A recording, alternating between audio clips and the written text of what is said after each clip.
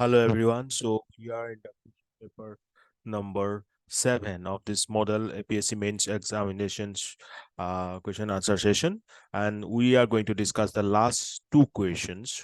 I am including one more question to this paper, that is up to question number 7 and question number 8. So question number 7 is that what are the salient features of inclusive growth?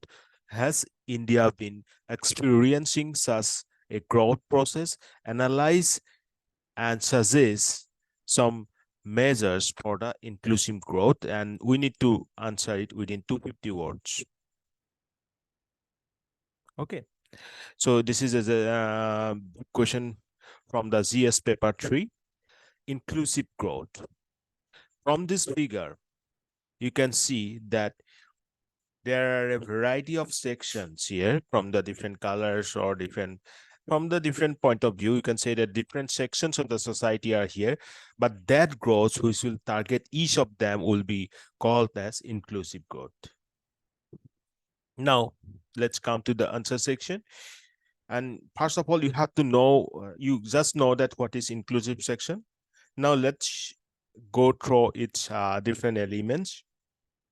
Elements of inclusive growth are like, first, agricultural development, poverty reduction, equal distribution of income, and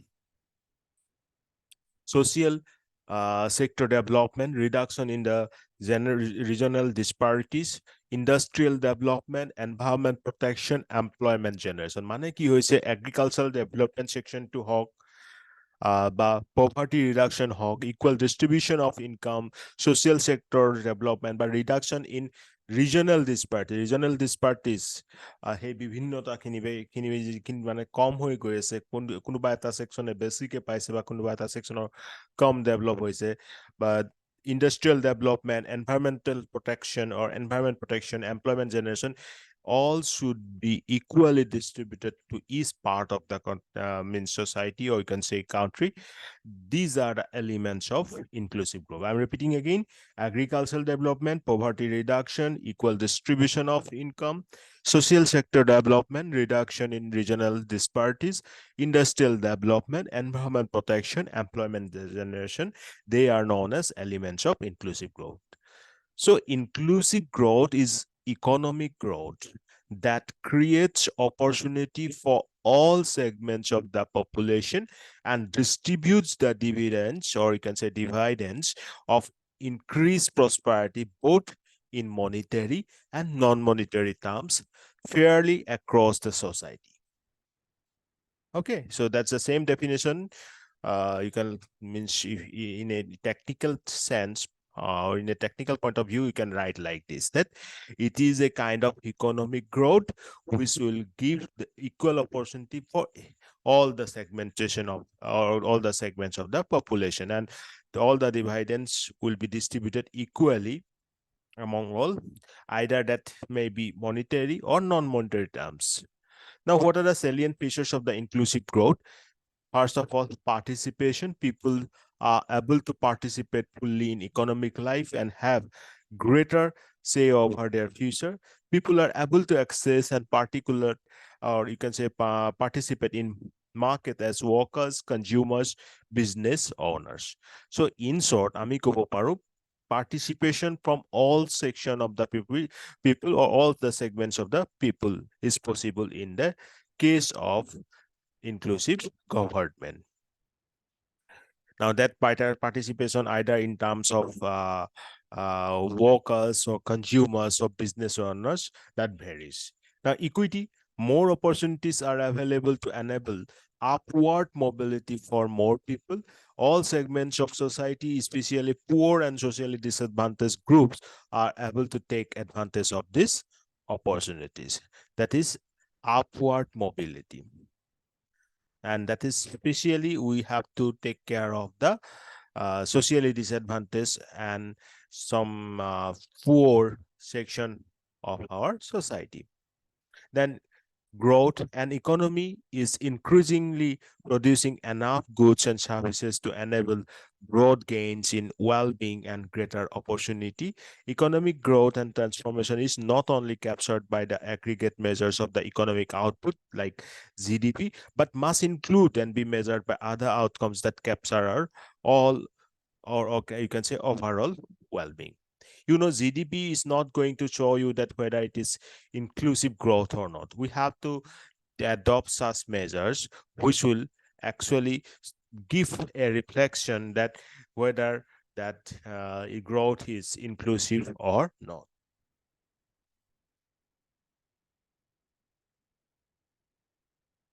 Okay. Next is stability. Individuals, communities, business, and governments have a sufficient degree of confidence in their future and an increased ability to predict outcome of their economic decisions. Stability should be there. And sustainability, economic and social wealth is sustained over time, thus maintaining intergenerational well-being. Economic and social wealth comprises of a set of assets that contribute to human well-being, including human produce like manufactured, financial, human, social, and natural capital.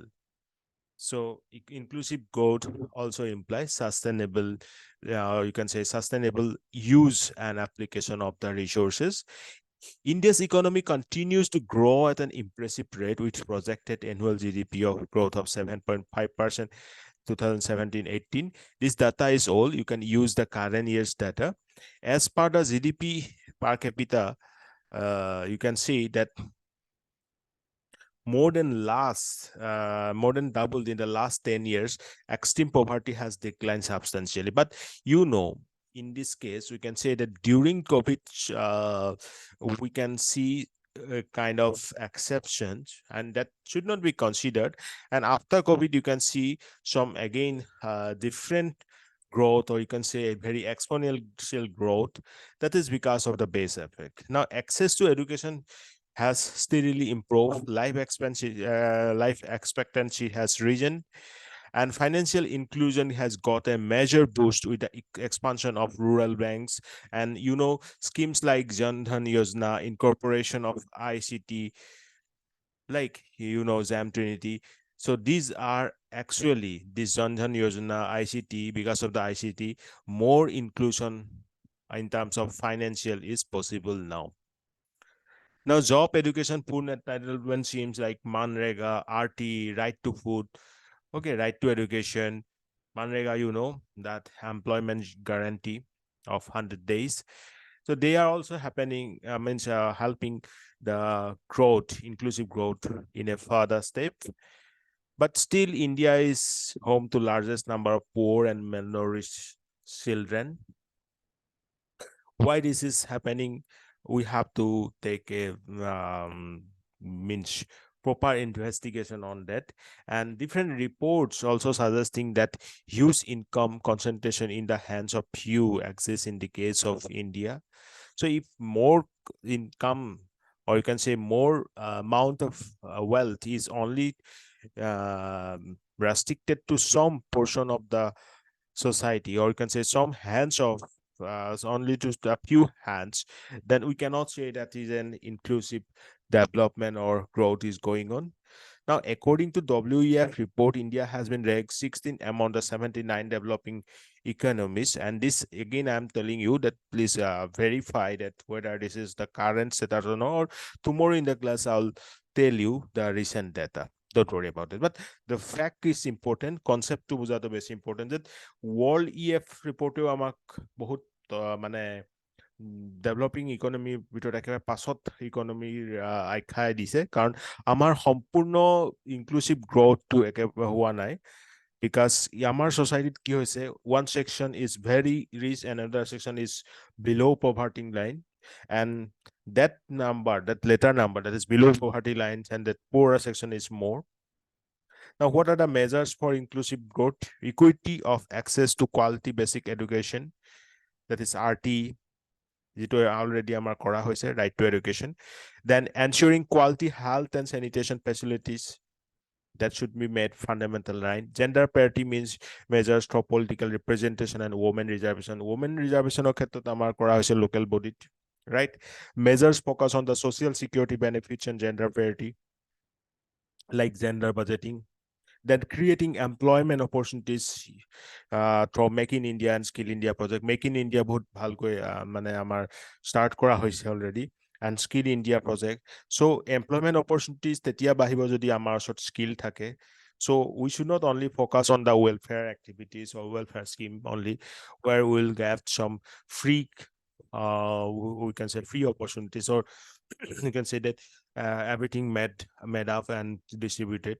So that should not be the case. Actually, we should be made capable of earning something by ourselves, and that facility should be brought, or that capability should be brought to each and every people of India. Then only we can say that inclusive growth is possible, and that is Skill India, you can say, one step for this particular issue. Now, through these measures, inclusive growth can be ensured, and the Gandhian dream of reaching to the last man standing in the row can be achieved. So inclusive growth ওপৰত এইটো এটা ভাল question আছিল. I hope this will make or this will satisfy the purpose. Now let's come to the next question. What is the significance of lion and bull figures in the Indian mythology, art, and architecture? This is a question for GS 1 paper. You need to write the answer within 250 words. So you can see this figure. I hope you all know this. There's the lion figures, then Ashok Stamba, and these figures. Okay. So the lion and bull are significant figures in Indian mythology, art, and architecture, representing different aspects of Indian culture and tradition. Amar ভাৰতীয় সভ্যতা সংস্কৃতিত lion মানে সিংহ আৰু বুলৰ যিটো significance আছে সেইটো আমি বহুত বেলেগ বেলেগ আপোনাৰ আইদাৰ কিতাপ হওক বা স্কাল্পচাৰ হওক বা এনেকুৱা ধৰণৰ কিছুমান নেশ্যনেল মনুমেণ্টছ হওক সেইবিলাকত আমি দেখিবলৈ পাওঁ. Now, in Indian mythology, lion is often associated with the power and strength. It is often depicted as a symbol of royalty and is associated with the Hindu god Shiva. And the lion is also associated with the goddess Durga, and who is often depicted riding a lion standing on top of one. In addition to its mythological significance, the lion is also a popular figure in Indian art and architecture, appearing in sculpture, painting, and other forms of artistic expression. Sorry. So, আমাৰ যিটো mythology পাৰ্টত যদি আমি যাওঁ সিংহ নৰসিংহ আমাৰ ভগৱান বিষ্ণুৰ অৱতাৰ আছিল. তাত সিংহটোক পাৱাৰ আৰু ষ্ট্ৰেংথৰ প্ৰতীক হিচাপে দেখুওৱা হৈছে. যা এফালৰ পৰা চাব লগা আপুনি আমি দেখা পাওঁ শিৱ, দেন তেনেকৈ দুৰ্গা. So দুৰ্গা মাৰ লগতো আমাৰ সেই সিংহৰ লগত এটা এছ'চিয়েশ্যন দেখুওৱা হৈছে. Okay, who is often depicted riding a lion or standing on top of one.